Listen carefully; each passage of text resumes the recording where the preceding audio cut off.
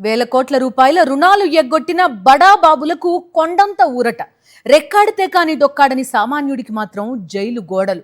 ఇదేనా ఈ దేశంలో చట్టం చెల్లుబాటు అయ్యే రీతి? 5,000 రూపాయల వ్యవసాయ రుణం కట్టలేదని రైతు ఆస్తులని జప్తు చేసే బ్యాంకర్లు, ఏకంగా 22,000 కోట్ల రూపాయలు ఎగ్గొట్టిన మీడియా మొగల్కు మాత్రం 99% పైగా డిస్కౌంట్ ఇస్తారా?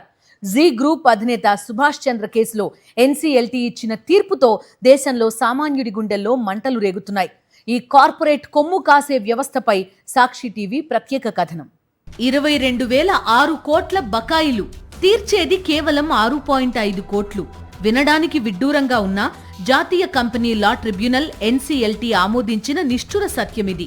ఎస్ఎల్ జీ గ్రూప్ పేరిట వేల కోట్లు అప్పులు తీసుకుని వ్యక్తిగత పూచికత్తు ఉన్నప్పటికీ రూపాయి చెల్లించకుండా తప్పించుకున్న సుభాష్ చంద్రకు ఎన్సీఎల్టీ పెద్ద ఊరటే ఇచ్చింది.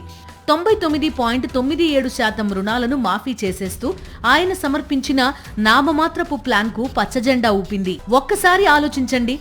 ఒక సామాన్య రైతు వానలు పడక పంట నష్టపోయి సహకార బ్యాంకులో తీసుకున్న 5,000 అప్పు కట్టలేకపోతే అధికారుల వేధింపులు తాళలేక ఆత్మహత్య చేసుకునే పరిస్థితి ఈ దేశంలో ఉంది.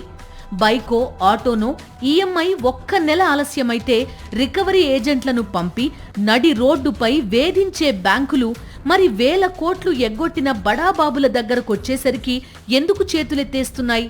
సుభాష్ చంద్ర దగ్గర ఆస్తులు లేవట. అందుకే ఆయన ఇచ్చే 6.5 కోట్ల రూపాయల చిల్లర దానాన్ని తీసేసుకుని కేసు మూసేయాలని ట్రిబ్యునల్ చెప్తోంది. దేశ ప్రజల కష్టార్జితాన్ని, పేదలు దాచుకున్న డిపాజిట్లను బ్యాంకుల ద్వారా బడా వ్యాపారవేత్తలకు దోచిపెట్టి తీరా వసూలు చేసే సమయానికి హెయిర్ కట్ పేరిట వేల కోట్లు తుడిచేస్తుంటే ఈ దేశంలో మధ్యతరగతి, దిగువ మధ్యతరగతి వర్గాలు పన్నులు కట్టేది ఎవరికోసం? రైతుల రుణమాఫీ అనగానే ఆర్థిక క్రమశిక్షణ తప్పిపోతుంది అని నీతులు చెప్పే ఆర్థిక నిపుణులు మరి ఇలాంటి కార్పొరేట్ రుణమాఫీలపై ఎందుకు నోరు మెదపడం లేదు? లక్షల కోట్ల ప్రజాధనాన్ని లూటీ చేస్తున్న బడాబాబులకు చట్టాల రక్షణ ఛత్రం పడుతుంటే రెక్కల కష్టంపై బతికే సామాన్యుడికి మాత్రం నిరంతరం రుణభారమే మిగులుతోంది.